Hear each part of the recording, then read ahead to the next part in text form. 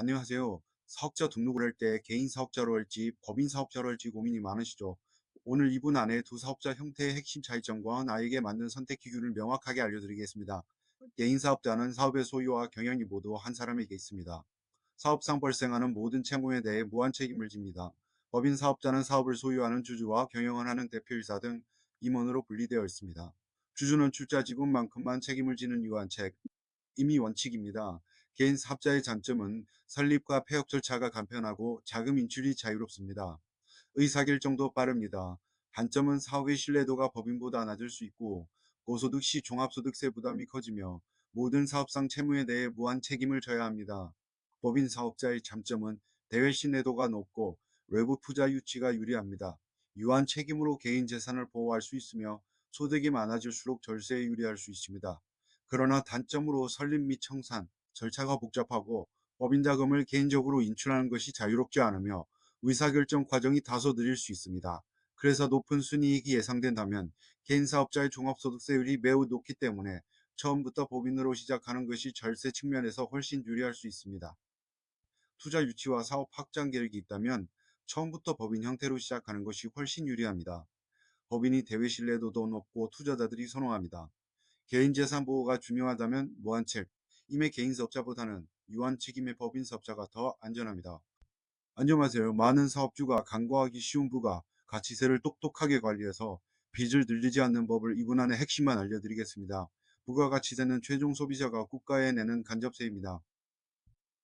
사업주는 물건이나 서비스를 팔 때 최종 소비자로부터 매출액의 10%를 미리 받아서 보관하고 있다가 국가에 대신 납부하는 것이죠. 이 돈은 사업주의 매출이익이 아니라 국가에 내야 할 세금입니다.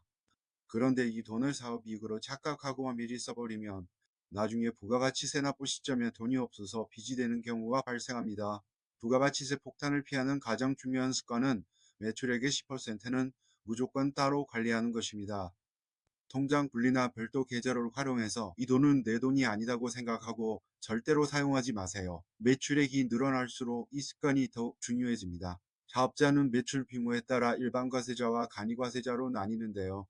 일반과세자는 연간 매출액이 8천만 원 이상인 사업자입니다. 매출액의 10%를 그대로 부가가치세로 납부합니다. 간이과세자는 연간 매출액이 8천만 원 미만인 소규모 사업자입니다. 이 경우 업종별로 낮은 세율을 적용받아 세금 부담이 적습니다. 부가가치세를 줄이는 다른 방법은 바로 매입세 공제입니다. 사업을 위해 물건을 사거나 비용을 지출할 때 미리 낸 부가가치세는 다시 돌려받거나 내가 납부할 부가가치세에서 뺄 수 있습니다.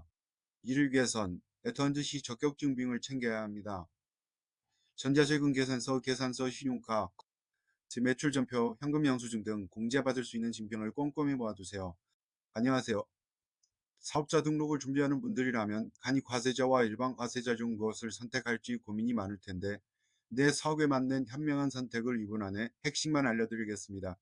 세법상 사업자는 크게 임은세 사업자와 과세사업자로 나뉘고 과세사업자는 다시 일반 과세자와 간이 과세자로 구분됩니다. 가장 큰 차이는 부가가치세 계산과 납부 방식인데 일반 과세자는 매출액이 10%를 부가가치세로 납부하고 매입 시 발생한 부가세를 공개받는 방식입니다. 하지만 간이 과세자는 연간 매출액이 8천만 원 미만인 사업자여야 합니다. 만약 연간 매출액이 8천만 원을 넘으면 자동으로 일반 과세자로 전환됩니다. 초기 사업자에게 간이 과세자가 유리한 이유는 크게 두 가지입니다. 첫 번째는 세금 부담이 적습니다. 간이과세자는 매출액의 업종별 부가가치율과 10%의 세율을 곱해서 세금을 계산합니다. 두 번째는 과거에는 간이과세자가 세금 계산서를 발급할 수 없었지만 2021년부터 연간 매출액 4,800만 원 이상인 간이과세자는 세금 계산서 발급이 가능해졌습니다. 이는 일반 과세자 사업자와의 거래에서도 매입세 공제를 받을 수 있도록 해줘서 사업 확장에도 도움이 됩니다. 따라서 사업 초기에는 매출 규모가 작기 때문에 세금 부담이 적은 간이과세자로 시작하는 것이 유리합니다. 하지만 사업이 성장해서 연간 매출액이 8천만 원을 넘어가거나 대규모 매입이 많아서 매입세 공제를 크게 받아야 할 경우 혹은 세금계산서 발급이 필수적인 거래처가 많다면 일반 과세자로 전환하는 것을 고려해야 합니다. 안녕하세요. 소득이 늘어날수록 세금도 비례해서 늘어나는 게 아니라 확 기어오른다는 사실 알고 계시죠? 내 소득이 세금 폭탄이 되지 않도록 종합소득세율 구간과 절세 팁을 2분 안에 핵심만 알려드리겠습니다.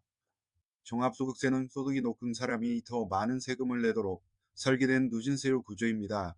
현재 2025년 기준 종합소득세 세율 구간은 다음과 같습니다. 1200만원 이하 소득은 6%, 1200만원 초과 4600만원 이하는 15%, 4600만 원 초과 8800만원 이하는 24%, 8800만원 초과 1억 5천만원 이하는 35%, 1억 5천만원 초과 3억 이하는 38%, 3억 초과 5억 이하는 40%, 5억 초과 10억 이하는 42%, 10억 원을 초과하는 소득은 무려 45%의 최고 세율이 적용됩니다. 지방소득세 10% 별도 포함하면 49.5%나 됩니다. 이렇게 높은 누진세율 세금 부담을 줄이는 두 가지 핵심 팁을 알려드립니다. 첫 번째 팁은 적격증빙으로 비용을 꼼꼼히 챙기세요. 사업과 관련된 비용은 반드시 세금계산서, 신용카드 매출전표, 현금 영수증 등 적격 증빙을 통해 꼼꼼하게 처리해야 합니다. 소득이 아무리 많아도 증빙된 비용이 많으면 세금을 내는 기준이 되는 과세 표준이 줄어들어 세금 부담이 낮아집니다. 두 번째 팁은 소득 분산을 고려하세요. 개인 사업자로 소득이 너무 높아져 최고 세율 구간에 진입하게 된다면 공동사업자 전환이나 법인으로 전환을 고려해 볼 수 있습니다. 소득이 분산되거나 법인세율을 적용받아 세금 부담을 줄일 수 있습니다. 안녕하세요. 개인 사업자라면 종합소득세 때문에 고민이 많을 텐데 현명하게 소득세를 줄여 실소득을 지키는 네 가지 핵심 전략을 이분 안에 속속 알려드리겠습니다. 종합소득세는 소득이 많을수록 세율이 높아지는 누진세율 구조입니다. 이 누진세율을 낮추는 것이 절세의 핵심입니다. 이러한 누진세율을 낮추는 네 가지 방법을 알아보겠습니다. 첫 번째는 소득이 한 사람에게 집중되어 높은 세율을 적용받는 것을 피하기 위해 배우자나 가족 등과 함께 공동사업자로 운영하는 방법입니다. 실제 사업에 기여하고 소득을 분산하면 각자의 소득이 낮아져 절세 효과를 볼 수 있습니다. 두 번째는 노란우산공제 가입입니다. 연간 납입액에 대해 최대 4만원 원까지 소득공제 혜택을 받을 수 있어 폐업이나 노후 대비와 동시에 세금을 줄일 수 있습니다. 세 번째는 직원 퇴직연금 및 단체보험 가입입니다. 퇴직연금에 가입하고 부담금을 납입하면 그 납입액 전액을 사업의 필요 경비로 인정받을 수 있고, 직원 단체보험을 가입하면 중대재해산업재, 해외 대비를 하면서 보험료의 비용 처리로 사업주의 소득을 낮춰주는 효과가 있어 소득세 절세에 큰 도움이 됩니다. 네 번째는 만약 사업 소득이 매우 높아져 최고 세율 구간에 진입했다면 법인으로 전환을 고려해 볼 필요가 있습니다. 법인 사업자는 개인 사업자보다 법인세율이 낮은 구간이 많아 일정 소득 이상에서는 법인 전환을 통해 상당한 세금 절감 효과를 기대할 수 있습니다. 사업 확장 계획이 있다면 더욱 유리합니다. 이 모든 절세 전략은 개인의 사업 상황과 소득 규모에 따라 효과가 달라질 수 있음을 유념하세요. 안녕하세요. 혁신적인 기술 개발과 성장을 꿈꾸는 중소기업이라면 꼭 주목해야 할 세금 혜택이 있습니다. 바로 기업부설연구소나 연구전 담부서 설립과 운영 비용에 관한 세액공제입니다. 이분 안에 핵심만 알려드리겠습니다.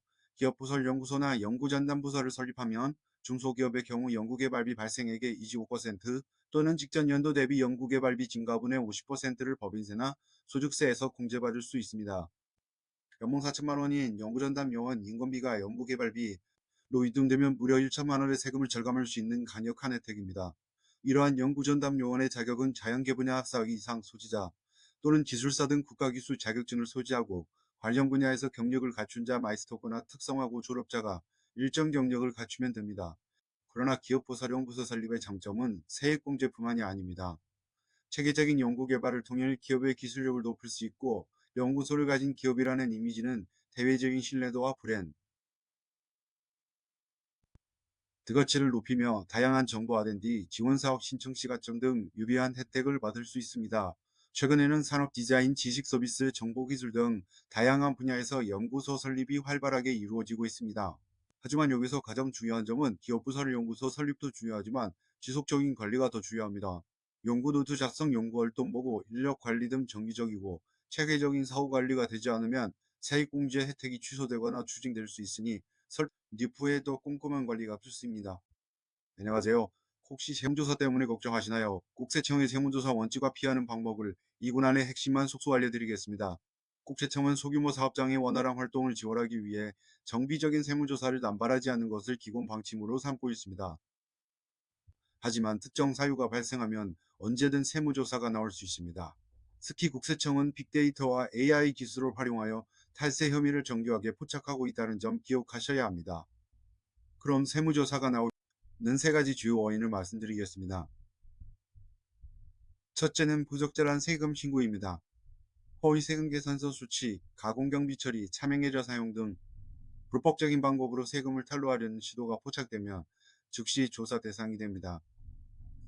국세청은 모든 과세 자료를 분석하고 있으니 절대 시도해서는 안 됩니다.